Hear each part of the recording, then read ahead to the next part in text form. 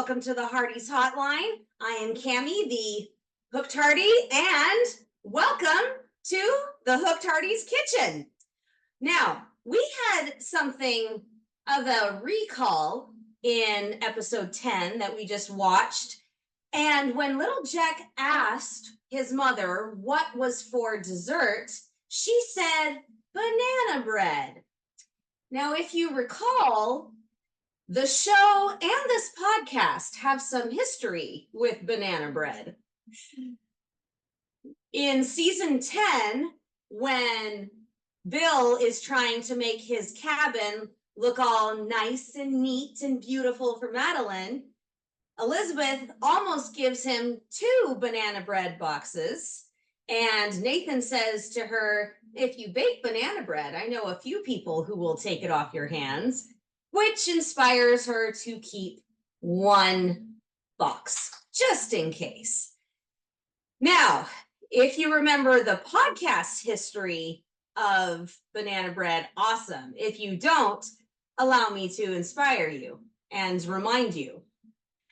So a few years ago, when Casey and I were the hosts of Hearties Hotline, we interviewed Deidre Behar from Entertainment Tonight, and she said that she loved banana bread, absolutely loved it. And so in her honor, I made banana bread for her, and I posted a picture of it, and Pascal came on, and she was a little concerned, and she commented and said, those corners look a little burnt to me. Did it come out okay? I can't remember the exact tweet, but then Kevin came on and just roasted her and said, geez, Pascal, that's a little harsh, isn't it? I would eat it. It looks fine to me. So backstory, we had just moved into this house and I hadn't quite gotten to know my oven yet. So yes, Pascal was right. The corners were a little burnt. However, it was still perfectly edible. But I have learned to turn whatever is being baked. I've learned to turn it halfway through just to make sure that both sides get evenly baked and nothing gets burnt. So I thought that this would be a really fun time and a very appropriate time to take you through my banana bread recipe. This is from my mother. When the original banana bread kerfuffle, if you will, happened all over Twitter, I mean, momentarily I made Twitter blow up. I was not expecting that to happen. Everybody started commenting. And my friend Kristen, she created from the cooking show that the When Calls the Heart cast was on, she put Casey's, Deidre's, and my face in with the other cast members. It was really funny. I mean, it was a whole thing. Anyway, so I recorded myself baking banana bread long ago when that happened, and I never aired it. I never put it on. And so I thought it would be great to do it now. So I'm going to share this recipe with you as I make it, and we're going to have a lot of fun together. All right, first off, you need 4 medium bananas. The riper, the better. Okay, riper, the better. And you're going to want to peel them, and you're going to want to mash them up a little bit. Now, before we do anything, of course, we need to preheat the oven. So preheat the oven to 375, okay? 375. And we need to grease our pans. Now, this recipe makes 2 large, 3 small, or 5 mini loaves. So 2 large loaves, 3 small loaves, or 5 mini loaves. So I have my loaf pan, but my son, Jack, which of course, if I'm going to do a When Calls the Heart episode, I can't deny him this. He specifically asked for banana bread muffins. So I'm going to do 1 loaf pan, get that all greased and ready. And then I have my mini muffin pan. There's 24. We'll see how many it fills. But get that all greased. And then we'll put them to the side here. Okay, so oven is preheating. Pans are greased and set. Let's dig in. Okay, so I said 4 medium bananas. These just happen to be huge. Now, the other thing that you want to do is you do want to mash them with a fork or a masher, because what will happen is you're going to be adding the mixture in a little at a time. So it's easier if you mash them ahead of time. So let me get my bananas all peeled, and you can, if you don't want to mash them, you can break them up into small pieces. It really doesn't matter. It's totally up to you. It won't change the taste. All right, and then what we're going to do is we are going to cream, shortening 1/2 cup of it, and 1 1/4 cup of sugar. Okay, so that's the next step. So get your shortening and your sugar, and get your beater or your table mixer, whatever you may have. Okay. I'm just going to throw these peels away. Okay. Got my fork. I'm just going to mash this up a little bit. All right.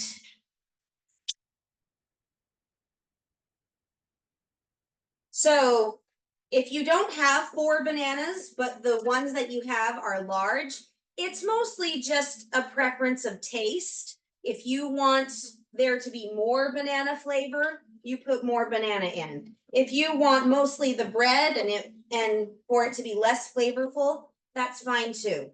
All right. We got the bananas all mashed up. Now there's one more preparatory thing. You might not have to do this step, but I personally do. So we're going to do that right now. Okay, so the recipe calls for 1/2 cup of sour milk.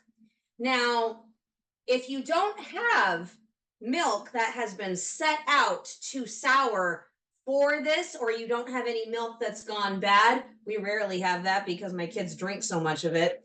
What you can do is you can add white vinegar, okay? So what it is it's a tablespoon of vinegar for every cup of milk. We only need 1/2 cup, so we only need 1/2 tablespoon.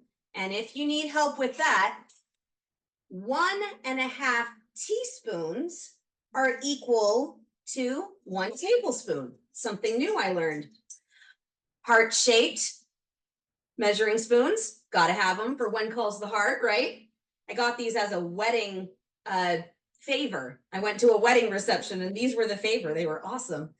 All right, so you pour the vinegar into a mixing cup or a small bowl before you add the milk, okay? So that's 1/2 teaspoon and another 1/2 teaspoon. So that's 1, and then the last 1/2. Okay, so make sure all of that gets in there. Okay, I'll get the vinegar out of the way. And then you add the milk. Okay, so you do not add in a complete 1/2 cup, you add in what's left.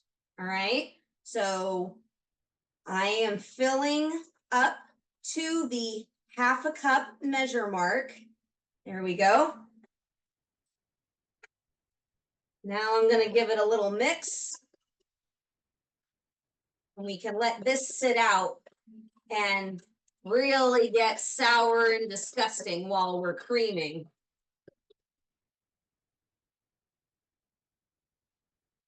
All right. There's that. All right. Sugar and shortening. If you do not have shortening, if you happen to run out or you don't care for shortening, vegetable oil is perfectly appropriate. All right. So get the shortening in. I just happen to have shortening in my house today. Okay. And then put 1 1.25 cup of sugar. All right. Now it might get loud when I cream it, so you might want to turn it down.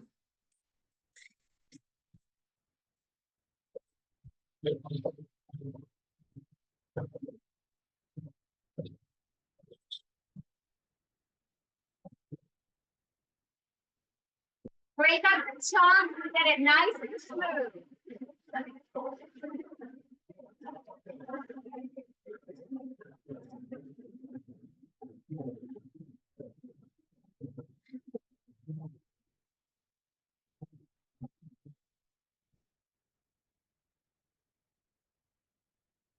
Now, when I say smooth, I'm not talking about smooth and creamy. No. Because you want it to look crumbly.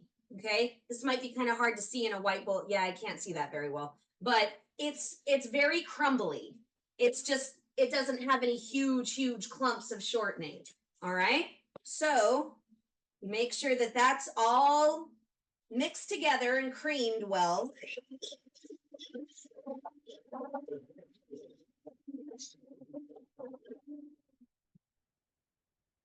Oh, yep. Our oven's ready. Great. Okay. So now we start alternating. Okay. You're going to need 2 eggs. Okay. You're going to need 3 cups of flour. And you're going to need, oh, the milk and the sugar are already, well, the sugar's already in. And then you need the milk that you've been setting aside. All right. So we've creamed the shortening and the sugar. Now we're going to add 1 egg. Okay. And if you are multi-talented with your hands, unlike me, you can have the mixer running while you add the eggs, but I'm not that great at it. So I have to do it one at a time. Don't add the other egg yet. Okay, now a little bit of the milk mixture, not all of it, just a little. Mix that in.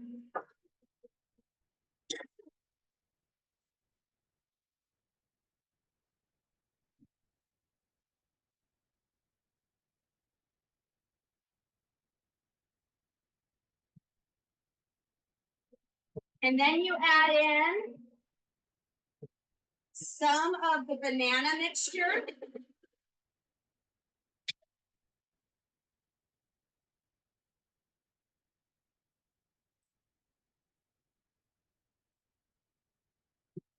And then you add in some of the flour.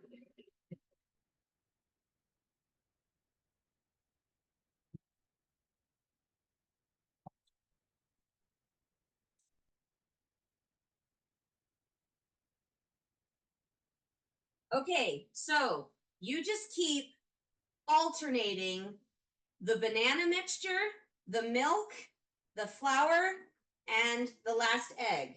Okay, I'm going to go ahead and do the last egg right now. And then when the eggs are gone, because there's only 2 of them, right? So when the eggs are gone, then you just keep alternating the flour, the milk, and the banana. And when one runs out, just alternate the others. Okay. And then when there's no more to alternate, you just add in the rest. You might want, it's probably going to be the flour. So you definitely don't want to dump in the flour all at once because that will make it very thick. Very thick. And so just keep alternating. You're probably going to have to use a wooden spoon at one point, because a hand mixer, if you have a table mixer, it's fine, but a hand mixer will not do well with all of that flour and with it getting thicker and thicker. So you're going to want to keep alternating, and when needed, switch to a wooden spoon.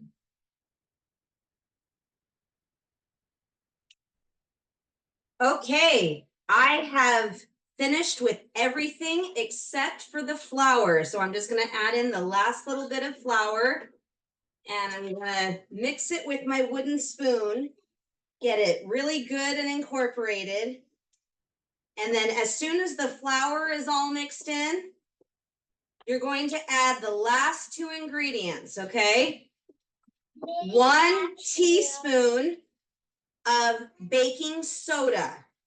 1 teaspoon of baking soda and half a teaspoon of salt. All right, so get my baking soda, full teaspoon of this one, full teaspoon of that, and then the salt is half a teaspoon. Okay.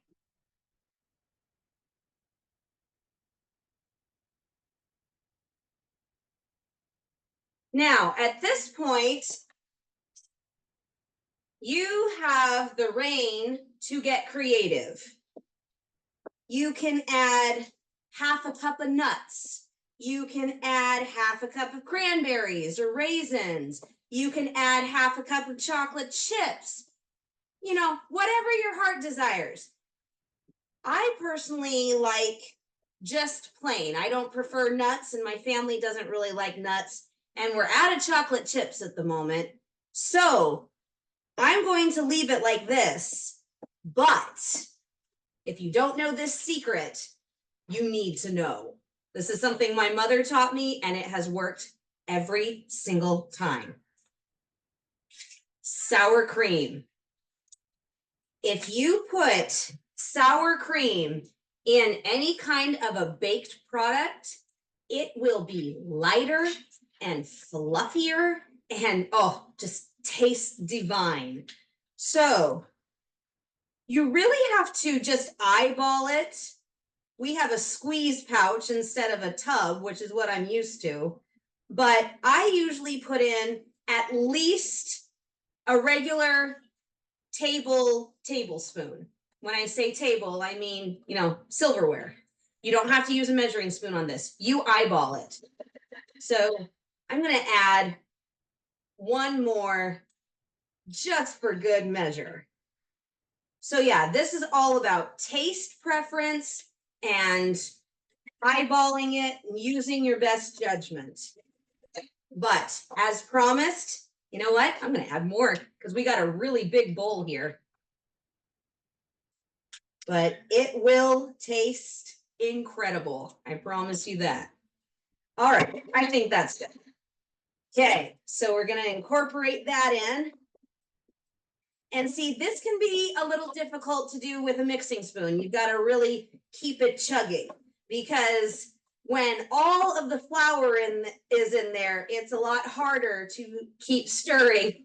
So when you're trying to incorporate the sour cream, you got to make sure that you're really getting it in there good, and you can fold it. If you're unfamiliar with what folding is, it's just kind of taking it up and folding the wooden spoon over. Fold. Okay, so that's all mixed in. Oh, it smells amazing. All right, and we are ready to pour. Okay. If you have a regular loaf pan like this, a regular sized one, you probably want to do it about halfway full. And then if you're making the 2 loaves, you just split it evenly between the 2. So just make sure they're about even. Okay. Any loaf size pan you probably want to make sure that it's about halfway, because if you fill it too full, it'll bubble over the side and then you will have a very unpleasant smell in your kitchen. Okay, so there's too much in there for me to keep pouring, but I'm just gonna add a tiny bit more with my wooden spoon. Then I'm gonna take my regular tablespoon that I measured the sour cream with, and I'm just smoothing it out. Let me move this. There we go. Okay, I'm just smoothing it out, making sure that everything's even. We don't want a lopsided loaf of bread. Okay, and then we pop it in the oven, 375, remember?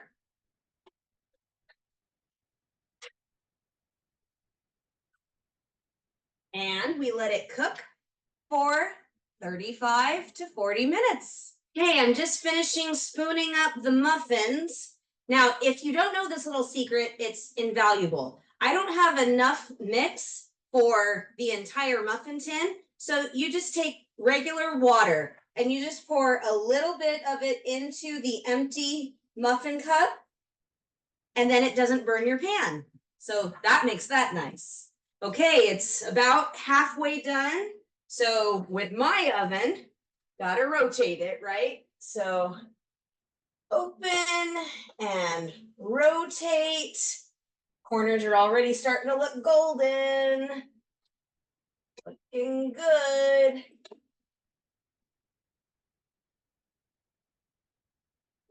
Okay.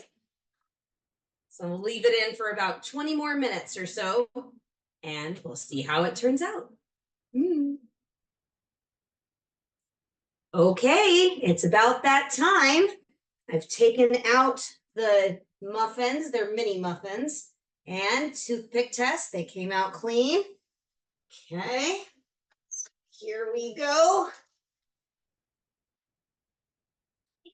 Ah, isn't that a beauty? All right, so toothpick test. And it is totally clean. Now, if you don't know the toothpick test for some reason, so you stick it in the middle of whatever you're baking, and if it comes out without any gooey residue, that means that it's totally done. And then, of course, you have to check color and everything like that. But let me show you. There it is. Not a single burned corner because I learned how to use my oven. I hope that you have had fun watching and tell me all about the recipes that you're making. Bye, guys. Love you.